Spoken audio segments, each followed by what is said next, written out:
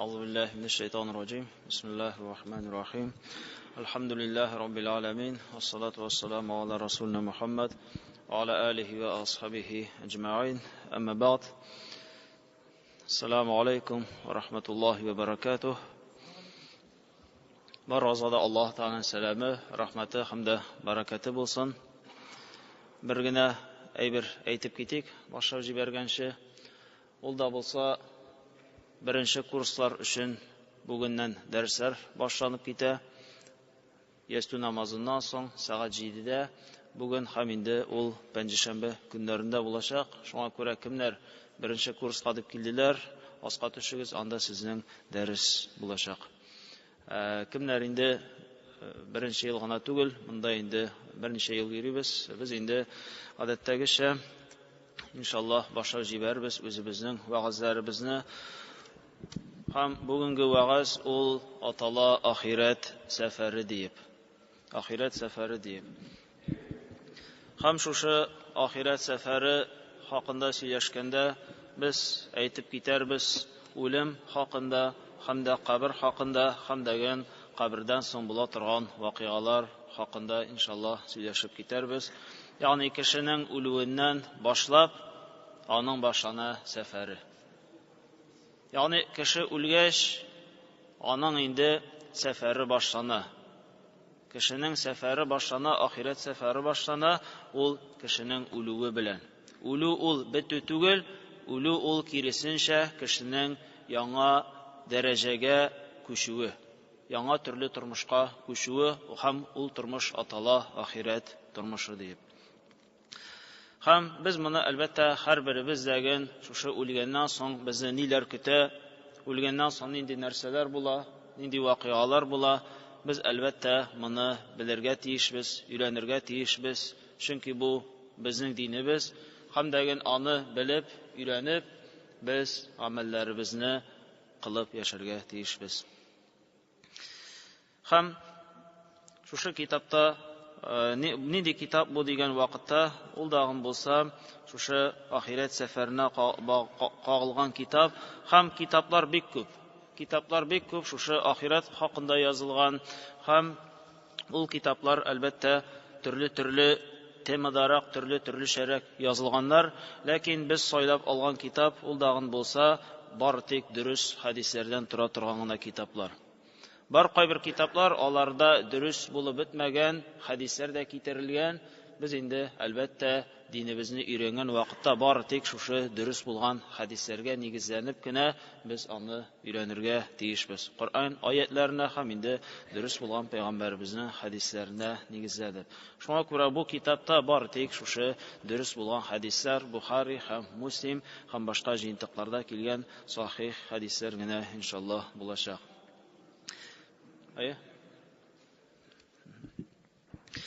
فإن الموت حقيقة لا ينكرها مؤمن ولا كافر. خمسة أفتر ol başlab jibergan vaqtda aytib ketdi.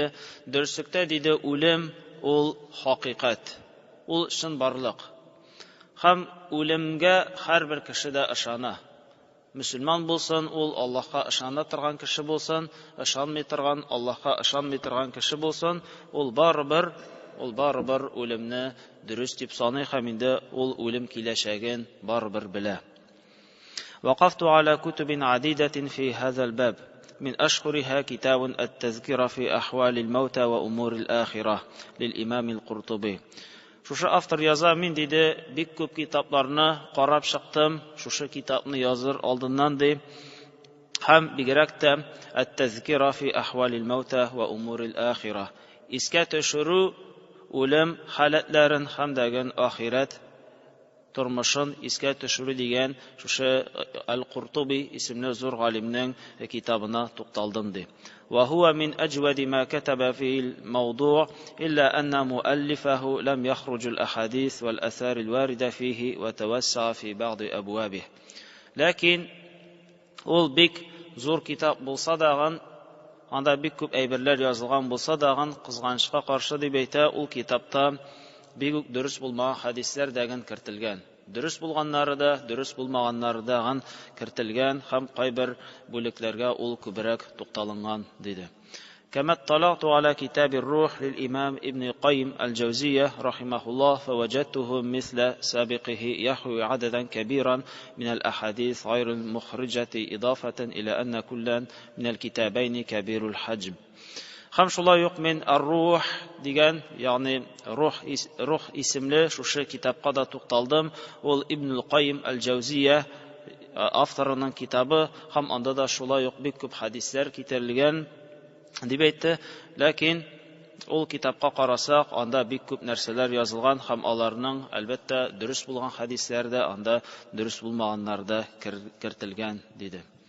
من أجل ذلك كتبت هذا البحث واقتصرت على الاستشهاد ببعض آيات الكتاب المبين وببعض ما صح عن رسول الله صلى الله عليه وسلم.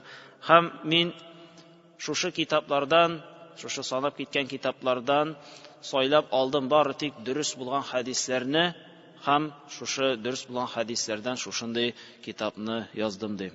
وقد اختصرت في ذلك ما وسعني الاختصار ليصبح البحث سهل التناول من قبل العامة. Һәм мин тырыштым дип әйтә, автор үзе хакында әйтә, шушы китап ул гади халыкка да аңлаешлы булсын дип мин тырыштым диде. Ягъни гади сүзләр, җиңел сүзләр белән шушы китабымны яздым ди. واكتفيت بذكر بعض أحاديث الصحيحين وبعض ما صح عند بقية علماء الحديث. وإذا رأى هذا البحث النور وأعانني الله فسوف أكتب حول الجنة والنار. Һәм әгәр дәгән шушы минем эшем дип әйтә, шушы язган китабым ул файдалы булса, мин шуннан соң язачакмын җәннәт һәм дә җәһәннәм хакында дагын дөрес хадисләрне генә сайлап, аятларны сайлап, шулай тертеп мин шул китапны да язырмын диде. Ягъни монсы әле кереш өлеш кенә булды. Birinci tema başlanıp kite النهي عن تمني الموت والدعاء به لضر نزل به في المال والجسد. Байлыкка яки тәнгә зыян килү сәбәпле үлемне теләү ярамаганлыгы хакында. عن أنس بن مالك رضي الله عنه قال رسول الله صلى الله عليه وسلم. Anas bin Malik'ten kildi, ul aytdı, Allah Teala'nın ilçisi aytdı di, la yetemenneyenne ahadukumul maut li durrin nazala bih. Biriniz degen birer nindi ziyan kilu, birer nindi bir şu meşakkat kilu sebeple ulirge tilemesin, ulimni tilemesin. Fa in kana la budda mutemenniyen fel yekul اللهم أحييني ما كانت الحياة خيرا لي وتوفني إذا كانت الوفاة خيرا لي.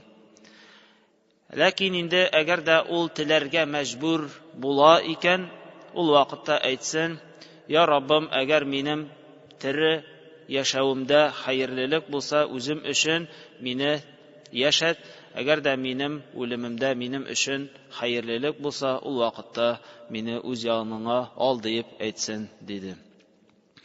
Ni üçün? Çünki kişi ölsə, onun bütün amelləri də kesilə. Kişi öldü, ol indi başqa bir neçikdə izgi amellər qıla almay. Köpmə amelləri qılındı, şuşa amelləri gene onun özü bilən. Şuna görə bir kişi degen ölümni tilərgə tiyiş tügül dedi Peyğəmbərimiz. An Abi Hurayra radıyallahu anhu qal Rasulullah sallallahu aleyhi ve sellem. İkinci hadis Abu Hurayra'dan kiterle ul aytdı. Allah Teala'nın ilçisi aytdı di. La yetemenneyenne ahadakumul maut imma muhsinen feleallahu en yezdada hayran. Biriniz de ölümni tilemesin. Belki ul kişi izgi kişilerdendir. Ham yaşağı sebeple ul izgiligin tağında arttırra mümkün. Ve imma musi'en feleallahu en yestatib. La yaki ul kişi günahlı kişidir. Eğer de günahlı kişi iken o şulayık ölümni tilemesin. Çünkü yaşayan vakitte onun tövbe kılı mümkünçülüğü var dedi. وعنه قال رسول الله صلى الله عليه وسلم لا يتمنين أحدكم الموت ولا يدعو به من قبل أن يأتيه. Ham şuna oxşagan başqa hadisi var. Ol Peyğəmbərimiz sallallahu aleyhi ve sellem aytdı, biriniz də ölümni tiləməsin, ham Allah Teala'dan dua qılıb, onu vaqtindən alda suramasın dedi. İnnehu izâ mâte ahadakum inqata amalah ve innehu la yazidul mu'minu umrahu illa hayra. Çünkü eğer de kişi ölse, onun bütün amelleri kesilir. Dürüstlükte müminin ömrü ul ana bar tek hayırlılıkını üstep durur dedi. Çünkü kişi isen vakitte amel kıla, hem şuşu ameli için ul ecir savabın alacak. Eğer de ölse, onun indi izi amel kılı mümkünçülüğü bulmayacak. Cevaz temennil mevt ve dua'u bihi havfa zihabid din. İkinci bölüke karıştık. Dinni yuğaltıdan korku sebeple ölümünü sorav. قال الله عز وجل مخبرا عن يوسف عليه السلام توفاني مسلما وألحقني بالصالحين. Allah Teala Yusuf aleyhisselam, Yusuf peygamber hakkında bizge Kur'an-ı Kerim'de etti. Onun sözlerin tevaffani muslima dedi. Meni Müslüman halatimde utir dedi. Ve alhiqni bis salihin, hem meni izgiler bilen birge kuş. Hem meni izgiler arasına kirt degan Yusuf peygamberinin duası Kur'an'da kile. Ey iza jaa ajali tevaffani muslima, ey temennil vefata alel İslam. Yani Yusuf aleyhisselam dua kıldı. Eğer degen benim ölüm vakitim kile iken, meni Müslüman halatimde utir, hem men İslam halatinde senin yanına koşayım deyip ol dua kılgan idi. An Abi Hureyre radıyallahu anhu enne Resulullah sallallahu aleyhi ve sellem kal, لا تقوم الساعة حتى يمر الرجل بقبر الرجل فيقول يا ليتني مكانه. Abu Hureyre'den şulay yok kitirile ul aytdı. Allah Teala'nın ilşisi aytdı di. Kıyamet günü şul vakıtga hatlik jitmez. Hatta bir kişi ikinci kişinin kabri yanından ötüp bargan vakitte onun orununda min bulsam idi deyip aytganchiga hatlik dedi. Yani narsani anlata, bala qaza fitna vaqtında eğer degan o'zingning diningni yo'g'altudan qo'rqasan ekan, u vaqtda o'limni so'rovni ruxsat etdilar. Yani o'limni so'rov ul albatta g'odiy vaqtda biror nindi bir shu mashaqqat kilo, biror nindi og'irlik, boyliqqa yoki sog'lig'ingga, salomatligingga ziyon kilo sababli o'limni tilov albatta yaramay. Lekin agar degan nindida bo'lsa bir zo'r fitna borliqqa kelsa, zo'r fitna, ya'ni shu fitna sababli sen fitnalanib o'zingning diningni yo'g'altirgan mumkinsan ekan. Chunki payg'ambarimiz aytdi, qiyomat oldindan shunday voqealar kelar dedi, shunday zo'r fitnalar kelar dedi. Kishi erta bilan mu'min bo'lar, kechga endi ul dindan chiqib ketar dedi. Kech bilan ul mu'min bo'lar, erta bilan ul uyanır, dindan chiqqan holatda, dinsiz holatida ul uyanır dedi. Yani şunday vaqialar kelar, şunday vaqtlar kelar dedi. Peygamberimiz bek ağır fitneler, bek zor fitneler, kişiler dinlerinden çıkacaklar, dinlerini yo'g'altacaklar dedi. Ne şunday fitneler, bela qazalardan qo'rqasan ekan, şu vaqtlar kelgan vaqtda, ul vaqtda dua qilib so'raga yari, ya Rabbim, menga bela qazadan emin bo'lurga nasib et, meni o'z yoningga ol deyip, ul vaqtda g'ana dua qilib so'raga yari. عن ابن عباس رضي الله عنهما قال قال رسول الله صلى الله عليه وسلم. ابن Abbas'tan Allah'ına razı olsun rivayet ettirip getirle ulayttı. Allah Teala'nın ilşisi aytti di. Allahumma inni es'aluka fi'lel hayrat ve terkil munkarat ve hubbel mesakin. Ey Rabbim, men seni baratik hayırlılıklarını, izgiliklerini gene işlevini kılığını tilim. Hem de sen tilametirgan, sen yaratmetirgan işlerini kaldırığını tilim. Hem degin miskinlerini, fakirlerini yaratığını tilim. Ve iza aradta fin nasi fitneten faqbidni ileyke gayra meftun. Hem kişiler arasında birer nindi fitne barlığa kitirge tilesen, o vakitte meni özünge al, fitnege kirmegen halatta dedi. Yani kişiler arasında birer nindi fitne buldurga tilesen, ul vakitte ul fitnege meni katnaştırma, hem de fitnelenmegen halatta meni öz yanına al dedi. Ягъни Пәйгамбәребезнең бу хадисенә күп тукталырга була. Ул сорады Аллаһ Тааланы изге гамәлләр кылуны һәм дәген Аллаһ тыйган гамәлләрне калдыруны, хәтта Пәйгамбәребез үзе дә сорады, һәм дәген сорады мискиннәрне яратуны. Мискиннәрне, фәкыйрьләрне яратуны. Ни өчен соң бу урында шушы мискиннәрне ярату дип килә, моның мәгънәсе ни дигән вакытта галимнәр аңлаттылар һәм дә әйттеләр, гадәттә кешеләр яраталар бай булган кешене. Бай булган кешене гадәттә яраталар. Ни өчен? Чөнки аның файдасы тия. Чөнки аның файдасы тия, шуңа күрә гадәттә кешеләр яраталар бай булган кешеләрне. Мискиннәрне, ягъни байлыгы булмаган кешеләрне гадәттә беркем дә яратмый. Гадәттә беркем дә яратмый, чөнки алар сиңа файда китерә алмыйлар. Алар сиңа файда китерә алмыйлар. Һәм Пәйгамбәребез әйтте, миңа диде шушы мискиннәрне, фәкыйрьләрне яратырга насип ит диде. Ягъни аларны ярату ул дөнья өчен түгел, ул да булса Аллаһ ризалыгы өчен аларны ярату дип аңларга кирәк диделәр. Һәм шираттагы бүлеккә дә керик, зикрул маут ва фадлихи вал исти'даду лаху. Үлемне искә төшерү һәм дә аның фазилаты һәм дә аңа әзерләнү. Ан Аби Хурайра радиллаһу анһу قال Расулуллаһ саллаллаһу алейхи ва саллям, Абу Хурайрадан китерелә, ул Аллаһның илчесе әйтте ди: Аксиру зикру хадимил лаззат. Ләззәтләрне өзүшене күбрәк искә төшерегез диде. Дахала Расулуллаһ саллаллаһу алейхи ва саллям мусаллаһу фарa'an насан юкассирун. Һәм бер вакыт Пәйгамбәребез ул намаз укый торган җиренә кергән иде, һәм анда кешеләрне күрде, һәм ул кешеләр бик күп иттереп сөйләшеп утыра иделәр. فقال أما أنكم لو أكثرتم من ذكر هادم اللذات لشغلكم عما أرى فأكثروا ذكر هادم اللذات dedim. Ләкин сез диде, әгәр дәген сез шушылай күп сүзләр сөйләшеп утырга караганда, әгәр дәген үлемне искә төшереп утырсагыз, сез болай күп сүзләр сөйләп утыра алмас идегез диде. Шушы күп сүзләр сөйләгәнче үлемне искә төшерсәгез, бу сезнең өчен хәерле булыр иде. Шуңа күрә сез шушы ләззәтләрне юкка чыгаручы нәрсәне күбрәк искә төшерегез диде. Ягъни үлемне күбрәк искә төшергә Пәйгамбәребез безгә әмер итте. Без һәр вакытта да әзер булырга тиешбез үзебезнең үлемебезгә.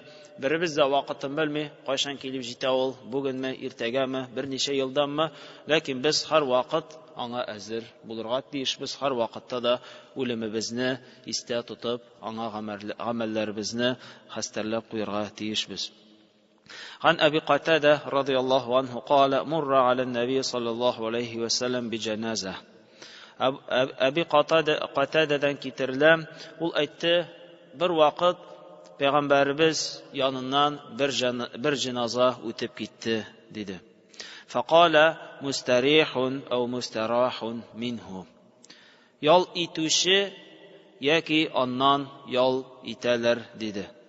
Ял итә яки аннан ял итәләр диде. قالوا يا رسول الله ما المستريح والمستراح منه. Шуннан соң янында булганнар сорадылар, эй Аллаһның илчесе, ничек аңларга ял итүче яки аннан ял итәләр дигән сүзеңне диделәр. فقال العبد المؤمن يستريح من تعب الدنيا وأذاها إلى رحمة الله. Мөмин кул ул дөнья мәшәкатьләреннән һәм дөнья авырлыкларыннан ял итә Аллаһның рәхмәтенә. Ягъни мөмин кеше үлсә, мөселман кешесе үлсә, ул дөньяның барча мәшәкатьләреннән, барча авырлыкларыннан ял итә Аллаһ Тәгаләнең рәхмәтенә өмет итә. والفاجر يستريح منه العباد والبلاد والشجر والدواب. Гөнаһлы бәндә үлсә, аннан барысы да ял итәләр. Аннан кешеләр дә ял итә, куллар да ял итә, һәм дә илләр, шәһәрләр дә ул кешедән ял итәләр, агачлар һәм дә хайваннар да ул кешедән ял итәләр диде. Ягъни гөнаһлы кеше үлсә, аннан бөтен кеше дәген Бөтен кеше дә ял итә, ниһаять дип инде алар тыныч сулыйлар, чөнки шушы кеше, гөнаһлы кеше аларга зыян китерә иде. Шул сәбәпле гөнаһлы кеше үлсә, аннан бөтен булган мәхлукатлар дәген ял итәчәкләр диде. وقال الدقاق من أكثر من ذكر الموت أكرم بثلاثة أشياء. الدقاق اسمле галим әйтте, кем үлемне искә төшерә, ул кешегә 3 төрле ниъмәт биреләчәк диде. Таъҗил ат-тәүбә. Беренчесе тәүбәне иртәләтү. Тәүбәне тизләтү, тәүбәне соңга калдырмау. Икенчесе вақанаатил қалб. Қалбының қанағат булуы. Қалбы риза булу, әз белән дәген ул қанағатлануы диде. Хам өченчесе ва нишатул ибада, хам гыйбадат кылганда ул актив уяу була диде. Гыйбадат кылган вакытта ул уяу була. Ягъни кем еш иттертеп искә төшерә үлемне, ул бер кайчанда тәүбәне соңартмый. Чөнки беләсә кайсы вакытта ул Аллаһ хузурына күчәргә мөмкин. Шул сәбәптән ул тәүбәсен бер кайчанда кичектерми. Һәм аның калбы һәр вакытта да канагать була. Аллаһ Таала биргәненнән, Аллаһ тәкъдир кылып биргән һәр нәрсәдән дә аның калбы риза, канагать, әз белән дәген ул туклана, һәм ул гыйбадәттә актив була. Ягъни гыйбадәт кылган вакытта ул уяу халәтендә гыйбадәтләрен кыла диде. ومن نسى الموت عوقب بثلاثة أشياء.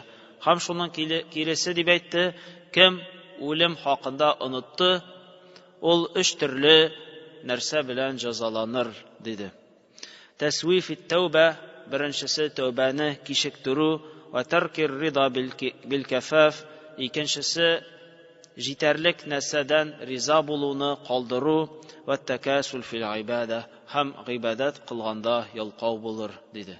Гыйбадатны ялкау халәтендә кылыр, теләмичә иренеп кенә гыйбадатларын кылыр, һәм җитәрлек малы бар, җитәрлек мөмкинчелеге бар, ләкин ул ана риза түгел, һәм дә ул тәүбәләрен тизләтми, тәүбәләрен соңрак кылырмын, әле дип инде һәр вакыт үзен алдап килә диде.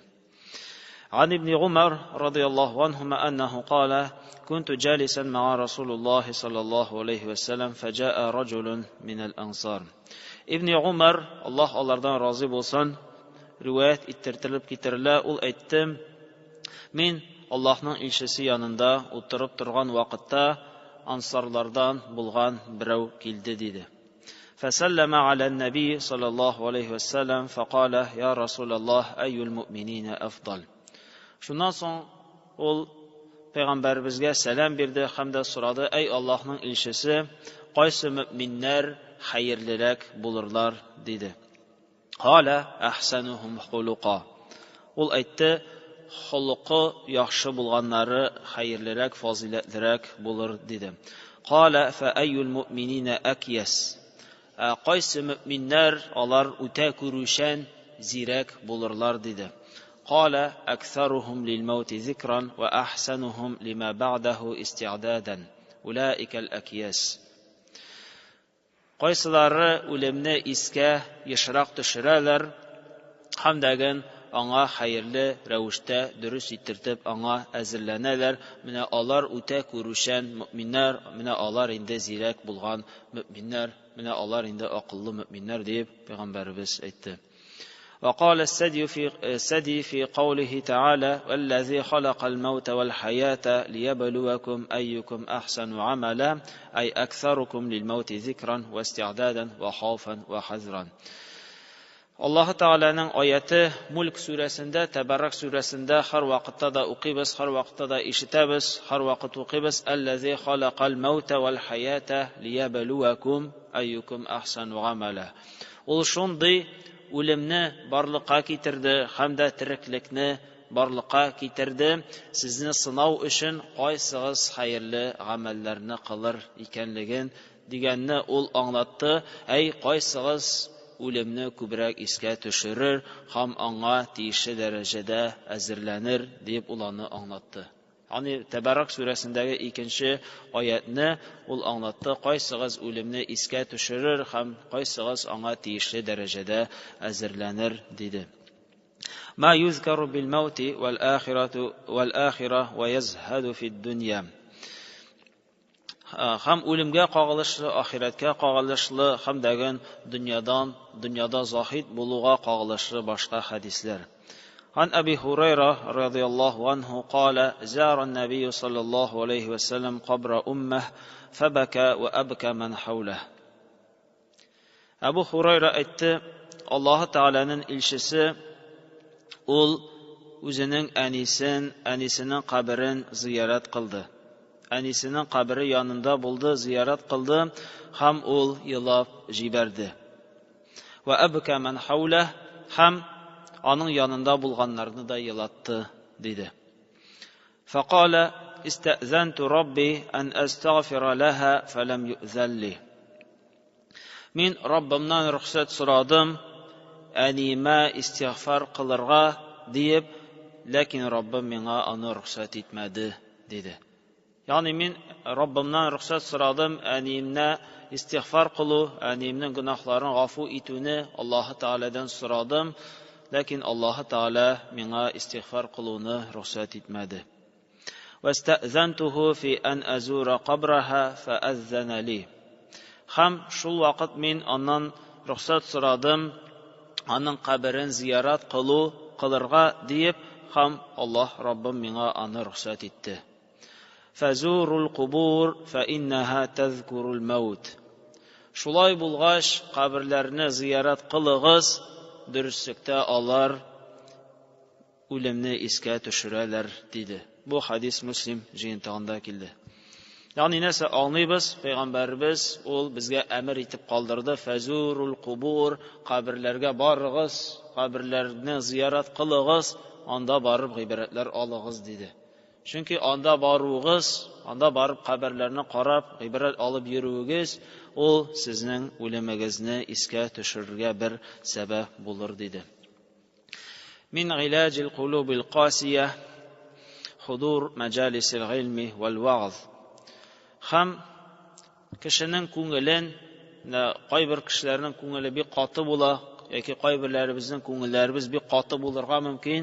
Shu qoti ko'ngilni narsalar davolarga mumkin degan vaqtda aytdilar, hudur majalisil ilm wal va'z. Majlis ilmlarida qatnashu, ya'ni ilm majlislarida hamda va'zlarda qatnashu. Ya'ni ilm tinglav hamda va'z tinglav ko'ngilning qotiligini yumshartir dedilar. Al-ikthar min zikril maut. Hamda ikkinchi sababi da'im bo'lsa o'limni esga tushiruvni yashaytu. مشاهدة المحتضرين وسكراتهم ونزعاتهم وصورتهم بعد مماتهم. Ham üçüncüsü şulayıq bek mühim bulgan narsa kim nindi aybir kişinin qatı qalbin, qatı yüreğin yumşarta turgan narsa dağın bolsa ularga yatqan kişini ko'ru. Ularga yatqan kişini ko'ru, onu qarau nindi holatda ekanini ko'ru, hamda onun o'lim esirikligida yatqan vaqtında onun bilan birga bo'lu. Hamda ya'ni u kishi ularga yatqan vaqtda albatta o'lim esirikligi kela ham shu o'lim esirikligida kishini ko'ru. Va suratihim ba'da mamatihim, hamda o'lgandan so'ng ularning qiyofatlarini ko'ru, bu qoti qalbni yumshartuvchi narsalar dedi. Ya'ni ilm tinglav dedi birinchisi ilm tinglav, va'z tinglav, ikkinchisi o'limni ishroq esga tushiru, hamda shiratdag'isi o'lirga yotgan kishilarni qarau, hamda ularning nishaga tartib o'lim esirikliklarida bo'lularini ko'ru, hamda ularning o'lgandan so'ng qiyofatlarini ko'ru, bu dedi qalbni yumshartuvchi narsalardan. Laysal xabaru kal muayyana degan payg'ambarimizning shulay bir qisqa aytilgan hadisi bor, bir qisqa aytilgan, lekin unda bir ko'p ma'nolar kirgan. Xabar ko'rgan aybir tugil deb biz uni tarjima qila olamiz. Ay muayyana va mushahadatil muhtadirin va ziyaratil qubur va muayyanatud dafn ba'da tahsil va takfinil mayit va salatu alayhi kullu zalika ablagh va anfa' للاختبار من سماع الأخبار دون المشاهدة. أي دي بيتا أس كوزن بلان كرو ولم түшәгендә яткан кешене, һәмдәген каберләрне зиярат кылу, һәмдәген күмгән вакытта катнашу, һәмдәген мәетне юган вакытта, кәфенләгән вакытта катнашу, һәмдә аңа җиназа намазларын уку, булар барчасы да файдалырак, булар барчасы да күпкә тәэсир итүчән шушы эшләрне ишетүгә караганда диде. Ягъни үзең барасың, кеше үлгәч, аның халәтен күрәсең, үлгәнен күрәсең, һәмдәге үлгәннән соң аны юасың үз кулларың белән, кәфенлисең, намаз укыйсың, һәмдә үз кулларың белән аны кабергә төшереп, җирлисең. Булар барчасы да күпкә яхшырак тәэсир итә диде шушы хәбәрләрне сөйләүчегә караганда, шушы хәбәрләрне ишетүгә караганда. Үз күзең белән күрү ул күпкә хәерлерәк диде Пәйгамбәрбез. Ма юқалу инда зияратил кубур ва джавазул букаи индаха. Каберләргә кергән вакытта, зиратка кергән вакытта нинди сүзләр әйтергә һәм дә анда еларга яраганлыгы хакында. عن عائشة رضي الله عنها قالت قلت يا رسول الله كيف أقول إذا دخلت المقابر. عائشة رضي الله عنها Allah'ından razı olsun ol aytdım. Min aytdım dedi ey Allah'ın ilçesi, eğer degen kabirler yanına kirsem, yani kabirler, ziratlar yanına kirsem, barsam, ol vakitte kirgende nerse deyip aytayım dedi. قال قولي السلام على أهل الديار من المؤمنين والمسلمين. Ayt dedi, sizge selam bulsun, Allah'ın selamı bulsun, ey kabir ehilleri müminlerden hem de Müslümanlardan bulgan kabir ehilleri dedi. Ve yerhamullahul mustaqdimine minna vel müteahhirin.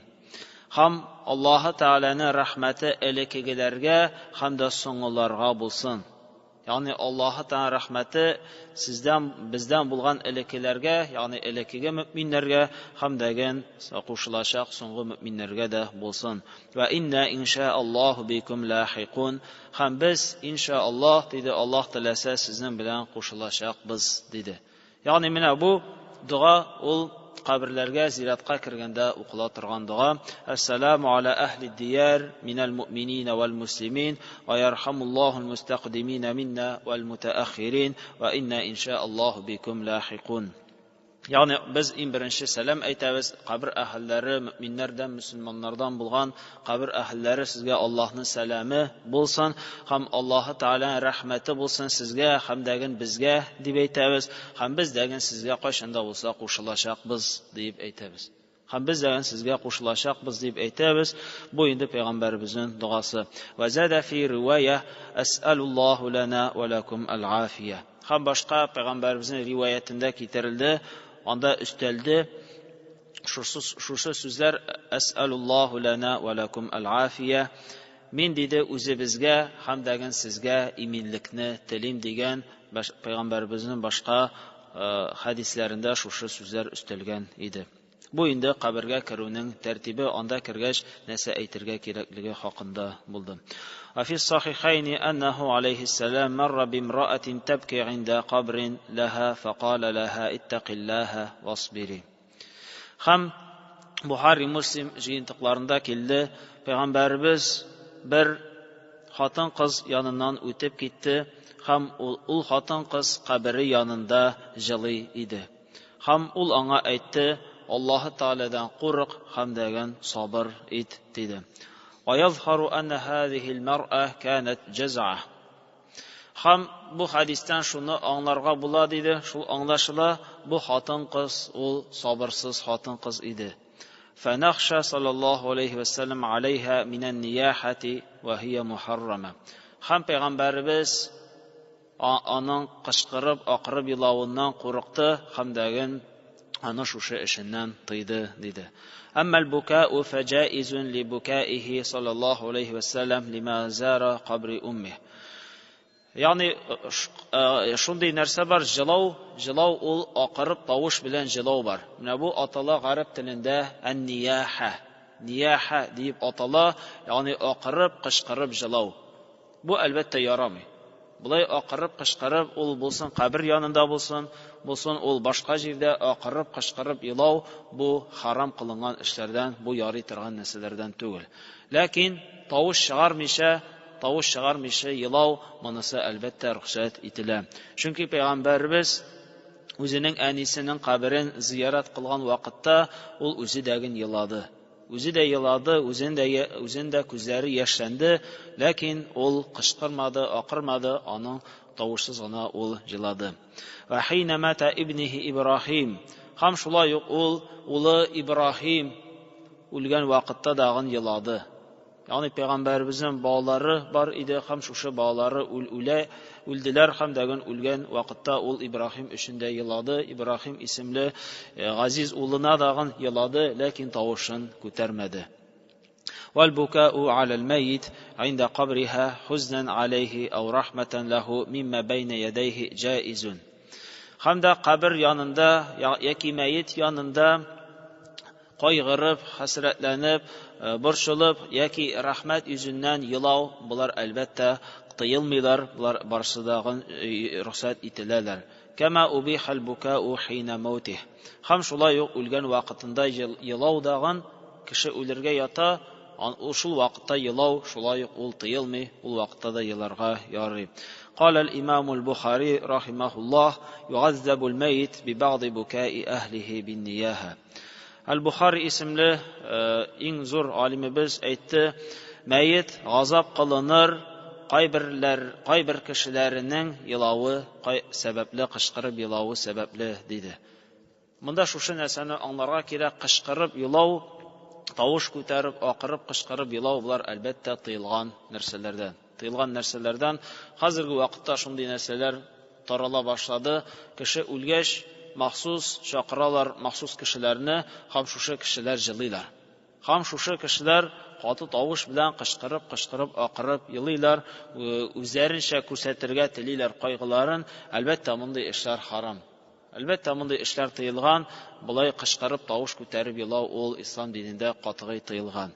Ләкин әгәр дәген тавыш чыгармыйча елыйсың икән, күзләрең тулды, үзеңнең якын кешеләреңне югалтың, газиз булган кешеләреңне югалтың, әлбәттә күзгә яшьләр килә, әлбәттә бу вакытта әлбәттә еларга рөхсәт, ләкин инде тавыш күтәрү булырга тиеш түгел, һәм Аллаһ Тәгаләгә тел-теш тидерү әлбәттә ул булырга тиеш түгел. Монсы безнең шушы үлем вакыйгалары хакында булды. Без инде башлап кына җибәрдек дип әйтергә була, әле бу үлемгә кагылышлы мәсьәләләр, һәм инде шуннан соң иншаллаһ киләсе дәрескә дәвам итәрбез. Ничек иттереп үлү, ягъни үлем ничек иттереп үлсә, аның нинди сәбәпләре була, ул нәрсәне аңлата, һәм үлем исереклекләре, һәм дә шушыңа охшаган башка темаларында иншаллаһ киләсе дәрескә алып китәрбез. Шуның белән бүгенгә тукталыйк. Субханакаллаһумма бихамдик, ашһаду ан ла илаһа илля ант, نستغفرك ونتوب إليك.